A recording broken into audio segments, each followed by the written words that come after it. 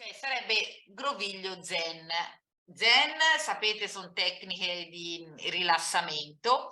L'altro termine vuol dire groviglio, intreccio. Vi sarà capitato tante volte di mettervi davanti al telefono mentre uno parla, mentre uno è impegnata a fare certe cose, di prendere a volte una penna e scrivere, scarabocchiare, no? Fare magari qualche disegno, qualche ghirigoro, qualche disegno, non sono scarabocchi, sono disegni che partono comunque anche senza il nostro controllo della mente, deve essere una cosa che ci deve far rilassare. Allora faremo un lavoro a metà strada, diciamo, perché faremo prima un volto a acquerello e uniremo a questo questa tecnica che diventa libera. Io vedete ho fatto, è un'opera di Rubens questa, e quindi io ho fatto il disegno, solo il profilo di come sarebbe questa donna, poi la tecnica del Zentangle sarebbe di fare intrecci e linee, vedete, e entro queste linee fare delle decorazioni casuali, proprio come ci vengono. Addirittura la vera tecnica richiederebbe di avere dei quadrati ben precisi, di avere un tempo di 15 minuti, di lavorare esclusivamente con una penna nera su uno sfondo bianco, e poi appunto richiederebbe di fare figurazioni geometriche, non insomma libere, senza fare cose attinenti alla realtà. Noi invece faremo una via di mezzo, dicevo, faremo il ritratto che è quello appunto di Rubens e lo faremo a acquerello. Logicamente oggi non farò una pittura bagnato su bagnato, perché quella si presenta utile per quando si vuole fare uno sfumato molto ampio. Io il volto è abbastanza cioè, insomma, circoscritto. Ho cercato di mantenere i riferimenti essenziali per poi lavorare le altre parti. E però si procede sempre, come si è detto, di prendere il colore dal godè e poi applicarlo qui, questa volta bagnato su asciutto però la carta. La mia carta non è una carta per acquerello, è per acquerello ma non è di quelle al 100% cotone.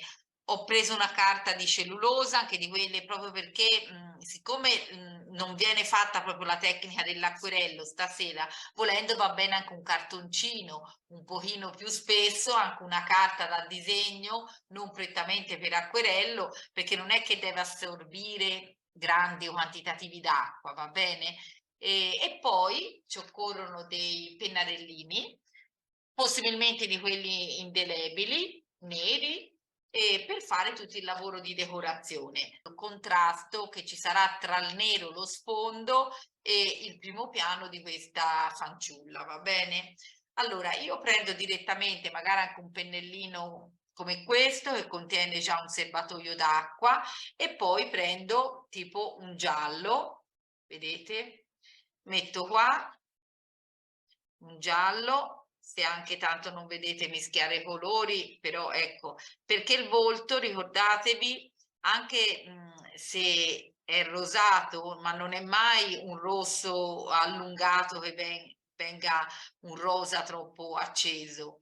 È bene mettere sempre anche una punta di giallo, una puntina di terra di siena bruciata, e lavorare su questi toni molto molto allungati. In questo caso vedete io sto premendo con il pennellino che contiene l'acqua nella vaschetta, nella tavolozza, e quindi ho allungato molto il colore. Voi potevate farlo semplicemente anche prendendo il colore e intingendo il pennello qui nell'acqua pulita.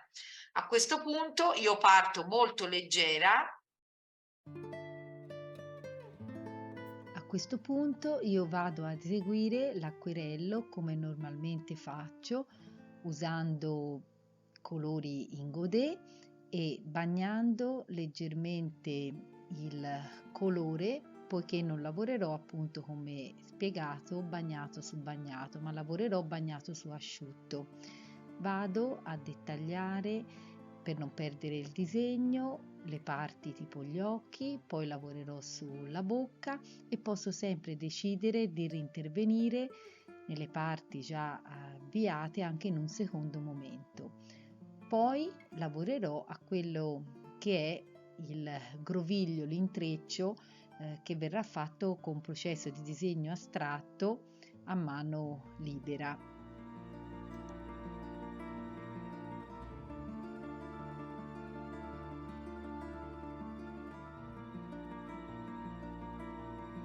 Allora, a questo punto io vi direi di prendere il vostro pennarellino, vi faccio vedere cosa marcare per primo e poi andremo liberi sulle altre cose. Per fare questi intrecci bisogna creare un ambiente sereno intorno a noi e rilassante. E ci tengo a sottolineare che non sono scarabocchi come quelli che a volte facciamo ai margini, per esempio di un foglio per occupare del tempo. È un metodo questo che richiede concentrazione, massima attenzione e richiede di isolarsi e stare in un luogo tranquillo, disconnettersi praticamente dalla distrazione e dallo stress. La creazione deve essere un flusso che non è pianificato, non bisogna prefissarsi un obiettivo finale, ma lasciare che questi schemi si sviluppino liberamente e non dobbiamo controllare tutto, bisogna ascoltare veramente il nostro io, la nostra sensazione di libertà e questo metodo è veramente un metodo che potenzia anche la nostra autostima.